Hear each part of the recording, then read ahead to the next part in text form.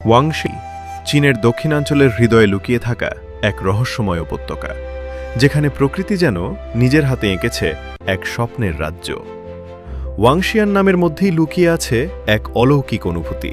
এর অর্থ অমরদের দেখার স্থান। এখানে পা রাখলেই মনে হয় আপনি আর বাস্তব পৃথিবীতে নেই, বরং প্রবেশ করেছেন এমন এক জগতে যেখানে সময় ধীরে চলে আর কল্পনাই হয়ে ওঠে বাস্তবতা। চারদিকে মাথা উঁচু করে দাঁড়িয়ে আছে সবুজে মোড়া পাহাড়, যার বুক চিরে নেমে আসছে শত শত ফুট উঁচু জলপ্রপাত। তাদের গর্জন যেন প্রকৃতির নিজস্ব সঙ্গীত। গভীর বনভূমির নীরবতা ভেঙে সারা বছর বয়ে চলে স্বচ্ছ ঝর্ণার জল, যা এই উপত্যকাকে দিয়েছে এক অনন্য প্রাণশক্তি। একই সঙ্গে শক্তিশালী আবার প্রশান্ত। এই উপত্যকা শুধু প্রকৃতির নয়, ইতিহাস ও আধ্যাত্মিকতারও এক জীবন্ত অধ্যায়। প্রাচীন তাওবাদী কাহিনীতে বলা হয়, একসময় এই নির্জন উপত্যকাই ছিল জ্ঞানী ও সাধকদের আশ্রয়স্থল, যেখানে তারা ধ্যান করতেন, নিঃশব্দে কাটাতেন জীবন আর লিখতেন কবিতা, যা আজও বাতাসে ভেসে বেড়ায়।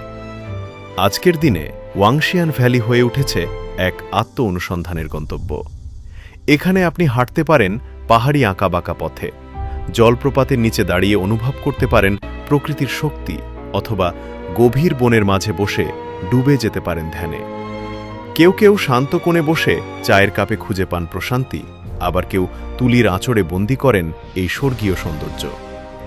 ওয়াংশিয়ান ভ্যালি শুধু একটি ভ্রমণস্থান নয়, এটি এক অনুভূতি, এক অভিজ্ঞতা, যা মানুষকে নিজের ভেতরে ফিরে যেতে শেখায়।